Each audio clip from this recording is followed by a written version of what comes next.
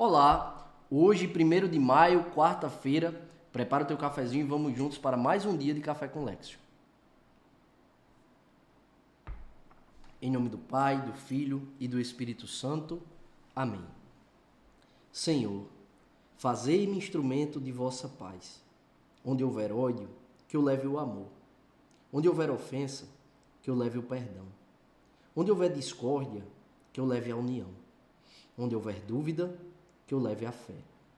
Onde houver erro, que eu leve a verdade. Onde houver desespero, que eu leve a esperança. Onde houver tristeza, que eu leve a alegria. Onde houver trevas, que eu leve a luz. Ó Mestre, fazei que eu procure mais consolar que ser consolado. Compreender que ser compreendido.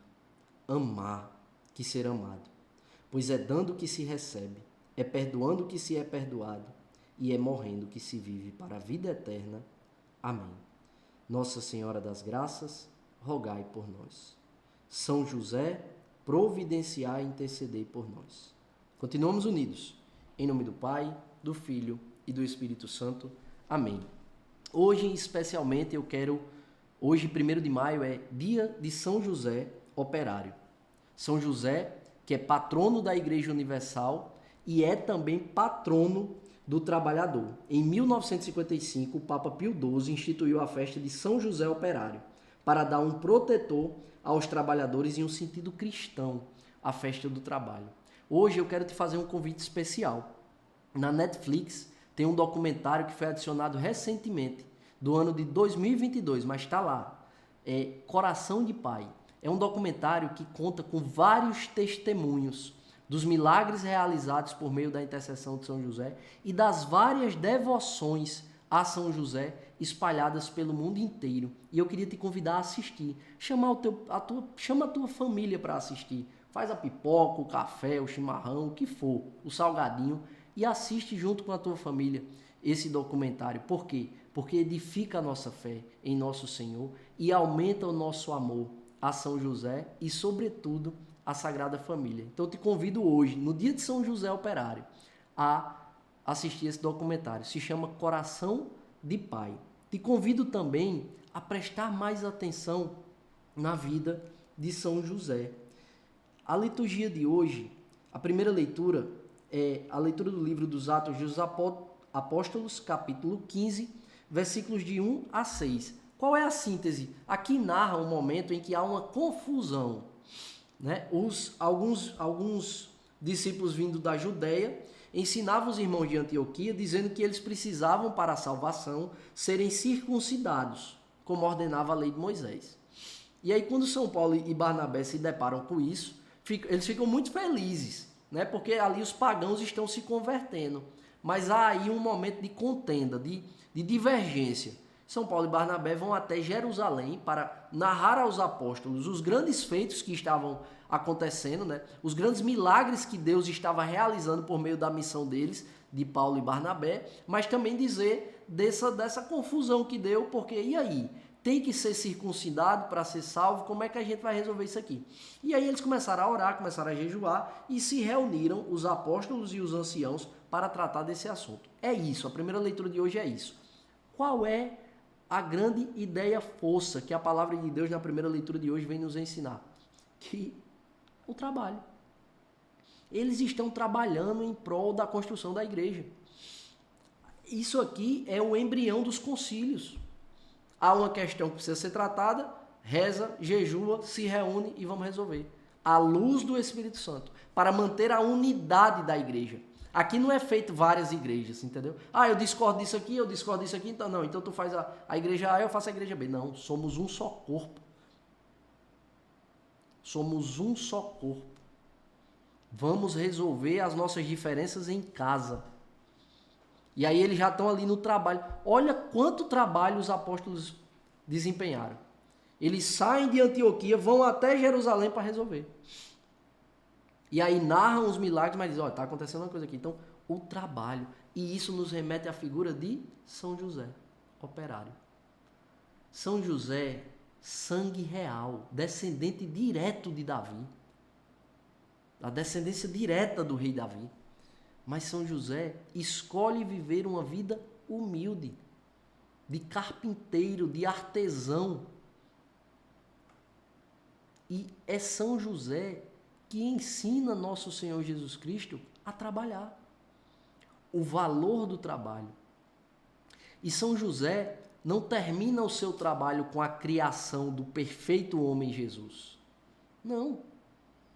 Ele trabalha até hoje em favor daqueles que creem em nosso Senhor Jesus Cristo, o seu Filho, e daqueles que confiam as suas vidas e a vida das suas famílias à sua esposa, a Virgem Maria.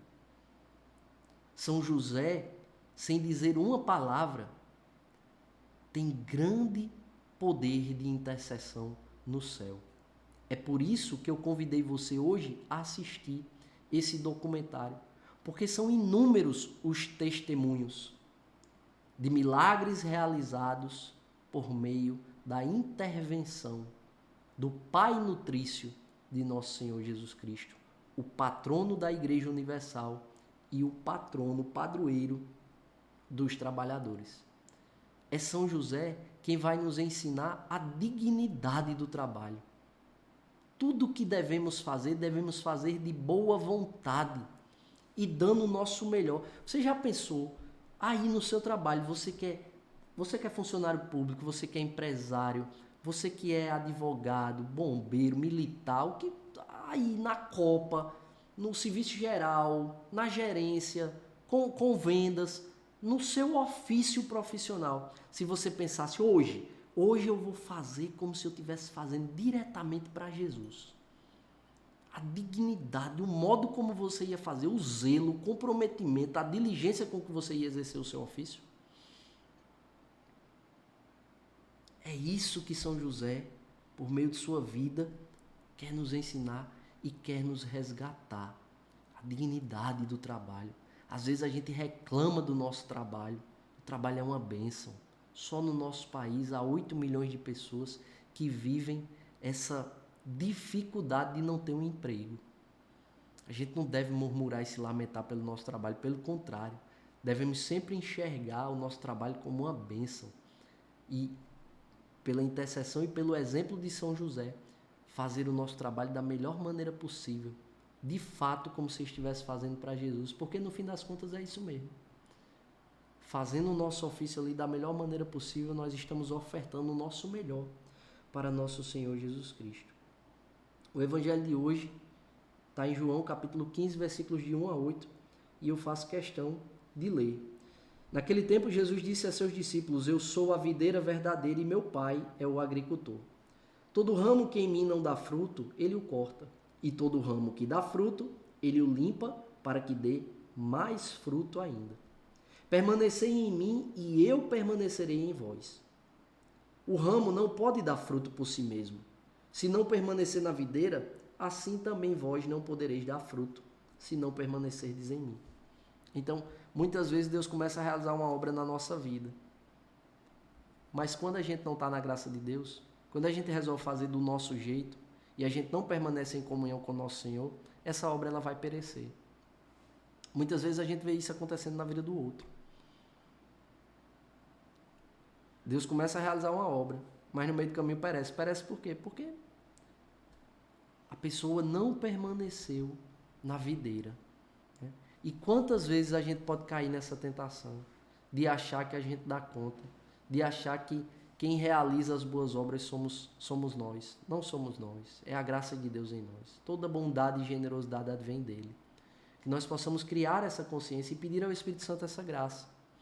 De compreender que sem ele nada podemos fazer. Pedir ao Espírito Santo a graça de permanecer no Senhor. Porque ele continua dizendo: Eu sou a videira e vós os ramos. Aquele que permanece em mim e eu nele, esse produz muito fruto. Por quê? Porque sem mim nada podeis fazer. Já pensou se a gente cria essa ejaculatória, né? Se a gente durante todo o nosso dia a gente murmura isso pra gente mesmo, a gente sussurra isso pra gente mesmo. Vem, Senhor, vem em meu auxílio, porque sem ti eu nada posso fazer.